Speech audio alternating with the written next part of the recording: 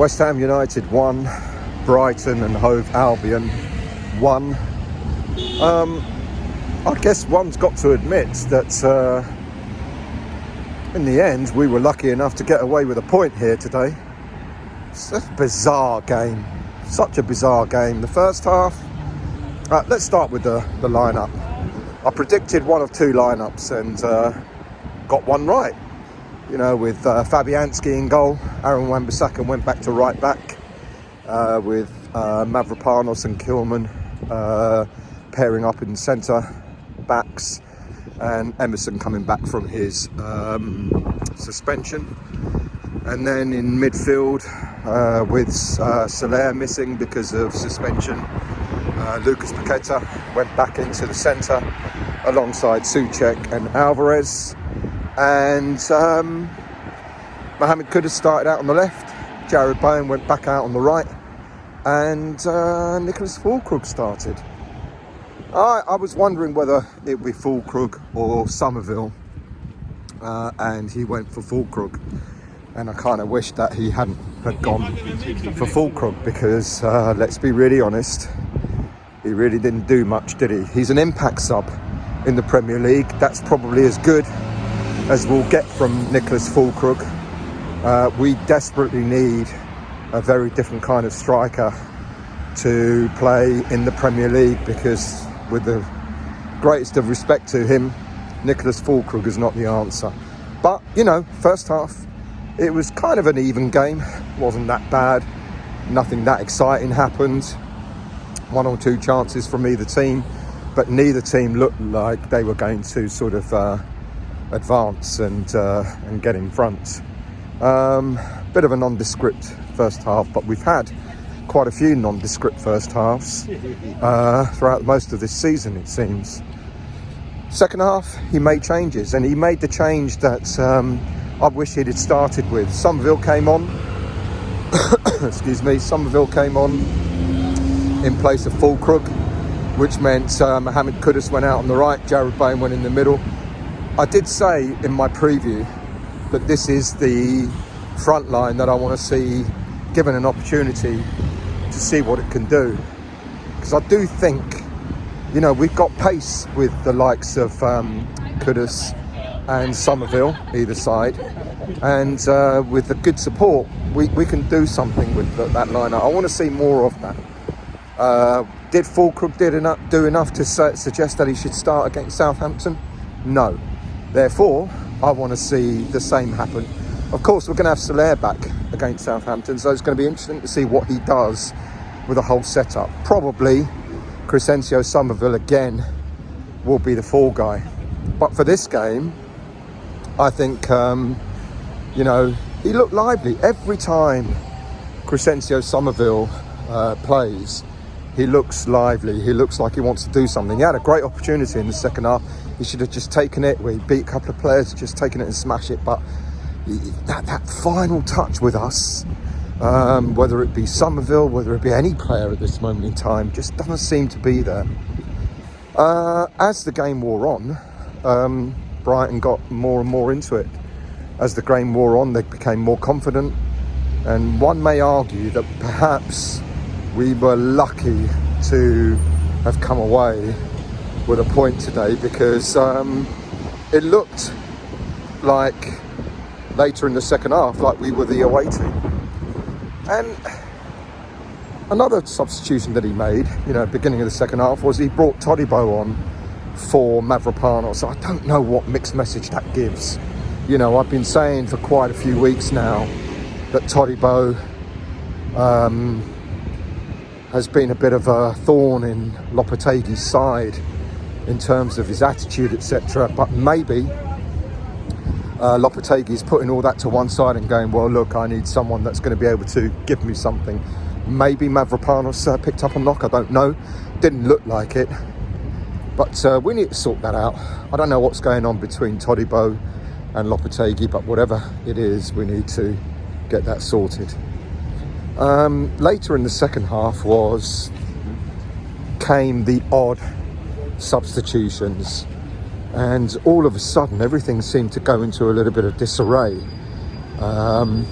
Soufal came on Ollie Skiles came on, and all of a sudden everyone was just moving around. Like Aaron Wan-Bissaka went over to left back. Soufal went over to... No, he didn't. Started off as staying on the right with Soufal behind him, and it looked like we'd gone to 5 at the back with Ollie Skiles, and then it looked like Ollie Skiles was struggling a little bit, so then he changed it for Wan-Bissaka to go over on the left, and then Ollie Skiles replaced Lucas Paqueta in the middle. I don't know. It looked like he made far too many changes, and people just got completely confused as to what it was what their role was meant to be, and that's the thing that confuses me with Lopetegui. He makes the right changes when he brought Somerville on in order to replace Fulkrug. I think that was the right change. And then the latter changes just seem to be just completely confusing. He's moving players all over the place. Ollie Skiles moving into the midfield, Wan-Bissaka moving over to the left, etc, etc, and it just disrupts the whole team, and we looked a little bit dishevelled. And that gave Brighton, rather than stifling Brighton, it gave them the momentum, it gave them the upper hand, because we were trying to sort ourselves out, and Brighton, you know, I'm surprised that they didn't actually take advantage, and I'm surprised they didn't score. They had their chances. We had our chances too. We had enough chances, but wasn't meant to be. Look, they went 1-0 up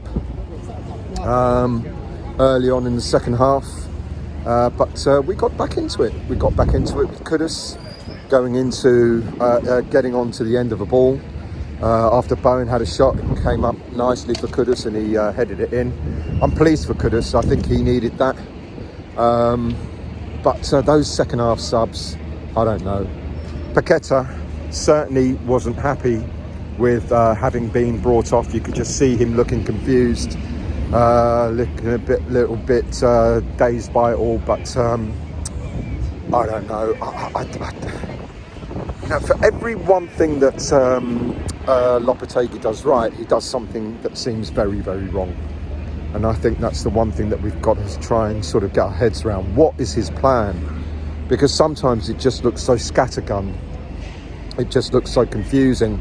It looks confusing for the players. It looks confusing for the fans, and it just doesn't feel right. And I think that kind of we lost the momentum because of that. We didn't know, you know, we were hanging on in the end. And all right, a 1-1 draw against a team like Brighton, one might argue reasonable, but we're at home, we're not away, and we ended up looking like the away team. Gave the ball away quite easily, quite a lot of times, yet again, a bit like we did against Bournemouth, just whacking it, and it wasn't going anywhere, and there was no sort of consistency to our play. I think this is the thing that we're missing, that's frustrating for us all, is consistency, the lack of consistency in our team play. But let's be honest, making the number of changes that Lopetegui made doesn't help with that consistency. It makes it a little bit more awkward, I guess. We move on, you know, now it's Christmas, and we have a little bit of a respite until Boxing Day. I'll be down at Southampton to watch West Ham play Southampton. Let's see what we do there. 1-1 against Brighton. I'll take it, I guess. But Lopetegui's got to stop doing all these changes that just confuses everything. Brighton themselves, you know, they were at it. And I know what people are going to say. Well, they had their chances. We're lucky again to have not been beaten. But like I've always said, when an opposition doesn't take their chances, I don't care whether they've created 1, 2, 5, 10, 50 chances. If they're not putting the ball away, that's their problem, not ours. Anyway, we move on. 1-1, West Ham 1, Brighton 1. I'll be back again, so I won't wish you all a Merry Christmas just yet. Leave your comments below and tell me what you think. But I think the headline, the highlight of today is more about the confusion that Lopetegui created with the substitutions over and above everything else. We were in the game in the first half. We were in the game when we got the draw. When we got the equaliser. and then he made changes, and then all of a sudden we were hanging on, and that's not what we want. Thank you all for watching. If you're new to the channel, do please subscribe, and please hit that like button and leave your comments as well.